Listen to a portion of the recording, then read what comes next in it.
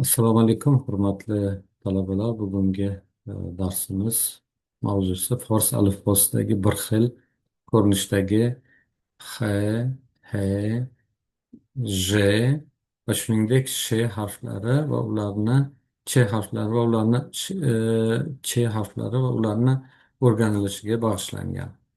Xo'p, demak, X, H, J, Ch harflari ni tavsifiga o'tamiz. Bu harflar demak fors tilida va mana planimiz bu. Demak, fors tilida X va H harflari hamda shuningdek hoy havas bilan hoy hutda harflarini ham bu yerda nima qilish kerak, nazarda tutish kerak. Fors va o'zbek tillarida H va H harfi ishlatiladigan so'zlar ko'pincha mushtarak bo'lib, asosan arab tilidan o'zlashgan.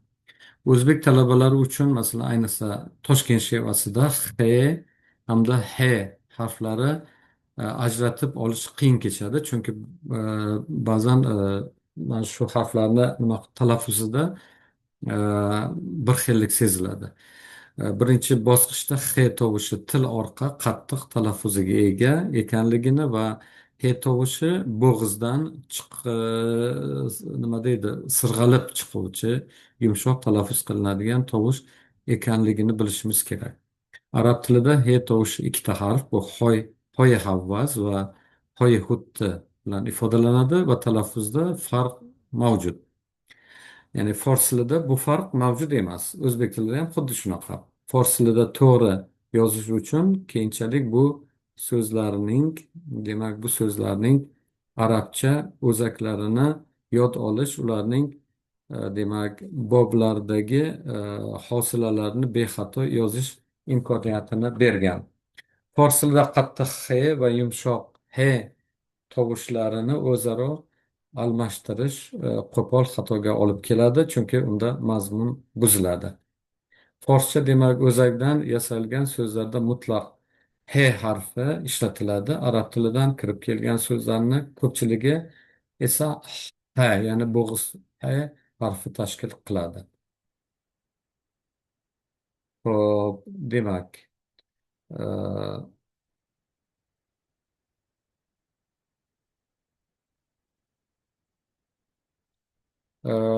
demak, J harfining to'rt shakli bor. Bu masalan biz jang, joraxti, jolib, panjara, ko'jo, ganj, ranj kabi so'zlarda ko'ramiz va mana alohida so'z boshi, so'z o'rtasi va so'z oxiridagi shakli bunda ko'rinadi.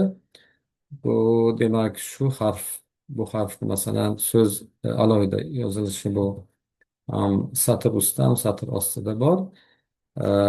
Jim demak, jimni so'z boshi so'z o'rtasi shakli satr ustida yoziladi va so'z oxiridagi shakli satr usti bilan satr ostida yoziladi. Va misollarni man keltirib o'tdim. Demak, H, H, J, Ch harflarining demak e, yozilishlariga e'tibor beradigan bo'lsak, bu yoqda demak bu yerda mana e, ko'rsatilgan. Ho'p, mana masalan qattiq X yozilishini ko'ramiz.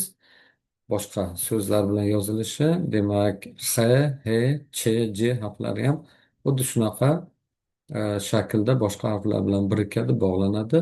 Mana masalan naxayr so'ziga e'tibor beradigan bo'lsa yoki qovun, xarbuza yoki hinduvone, xo'roz, xo'roz, xo'roz yoki xo'roz, taxta, xayli, خوب، بفرمایید، پایتخت بیایید، پایتخت بیایید.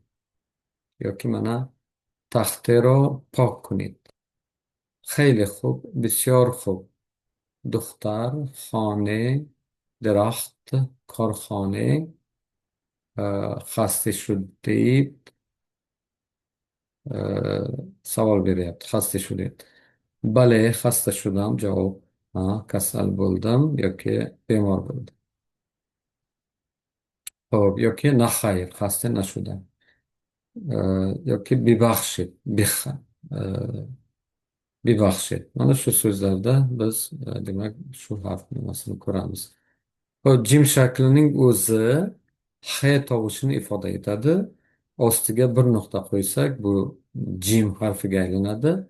Agar ostiga uch nuqta qo'ysak, bu Ch harfiga aylanadi. Ya'ni fors tilida Ch tovushi bor, arab tilida Ch tovushi yo'q. Shuning uchun mana shu harf ostiga ikkita nuqta qo'yish orqali yasalgan. Ustiga bir nuqta qo'ysak, bu X harfi bo'ladi. Mana shu nimani. Xo'p, endi yana bitta narsa H harfi ham nimaga o'xshab ketadi. Bu yerda fors tilida demak buni ham nima uchun misol tariqasida keltirilgan? Biz H, ya'ni qattiq H emas, H talaffuz qilgan paytimizda e, mana shu nima bilan bir xil, hoy havas bilan bir xil. Masalan, haft, hezor, shahr, shuhrat, e, bahor, sipoh, podshoh so'zlarida bu uchraydi. Yoki so'z oxirida u tarzida ifodalanadi.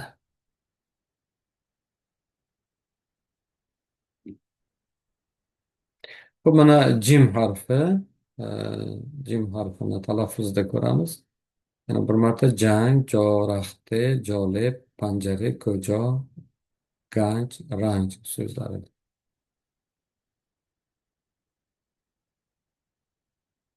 Xo'p, shu bilan bugungi darsimizni yakunlaymiz. Keyingi darsda uchrashguncha xayr.